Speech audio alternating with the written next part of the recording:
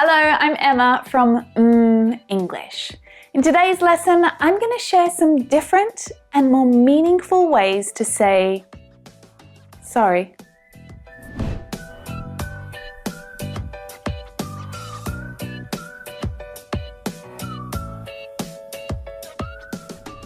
Now, of course, it's okay to say I'm sorry. When you make a mistake or you do something wrong, you can say I'm sorry.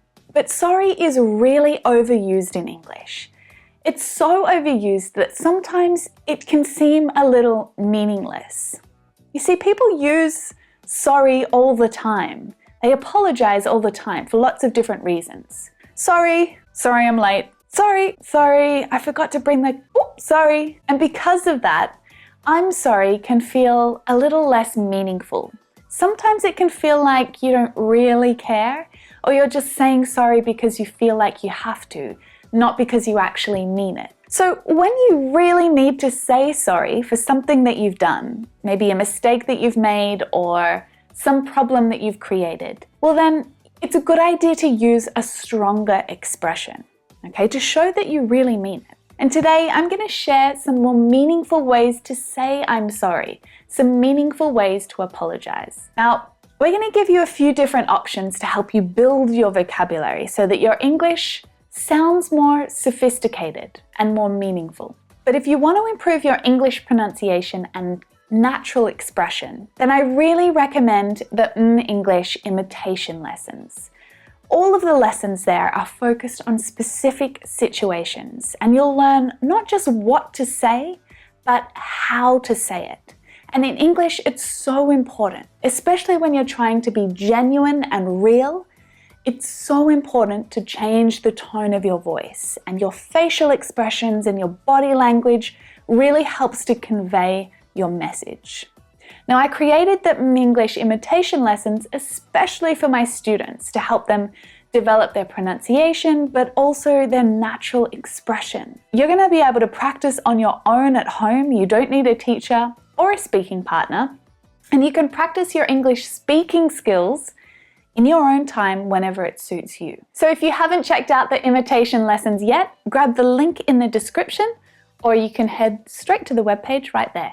So let's focus on some different ways to say I'm sorry. One of the hardest things about apologizing is admitting that you've done something wrong. Socially, it can be quite an awkward situation, right? It's one that makes you feel a little uncomfortable. Now, if we're talking about a small problem that you created, perhaps you provided your colleague with some wrong information. It was an accident, but still you're at fault. Then it's absolutely fine to say, my mistake. Just own it, you know.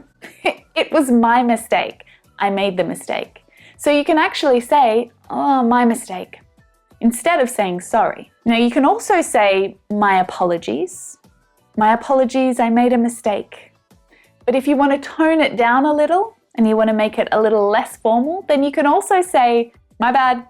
This has become a really common expression used to admit that you did something wrong in less formal situations. You're late for the meeting. It started an hour ago. Really?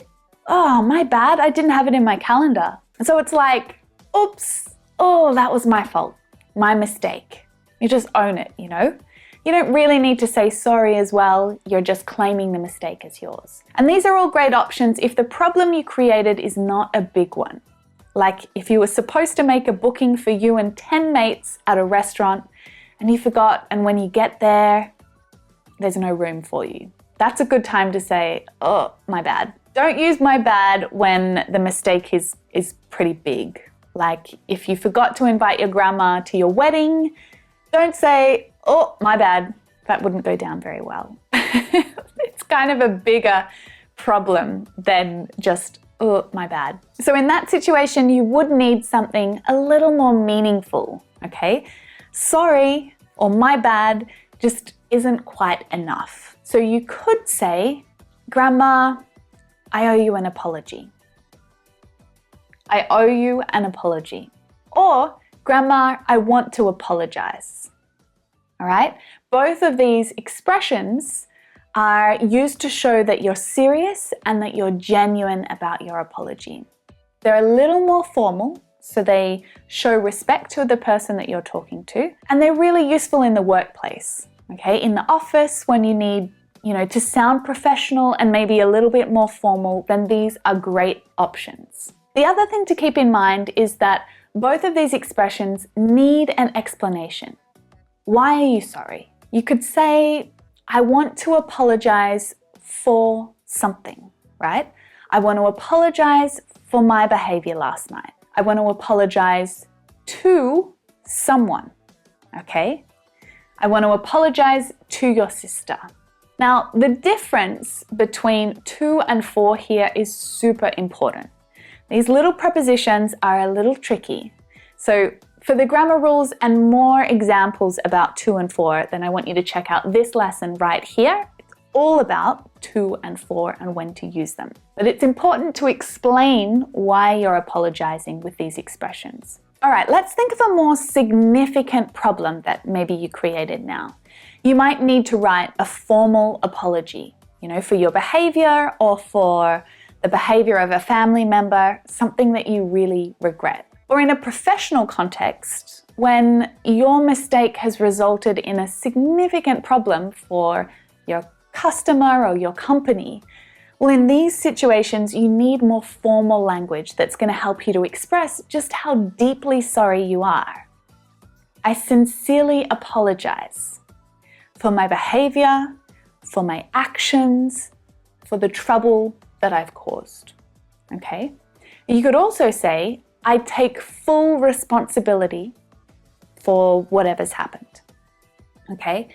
Now you might even take it one step further and say, I'm embarrassed about what has happened, or I'm ashamed of my behavior or my brother's behavior.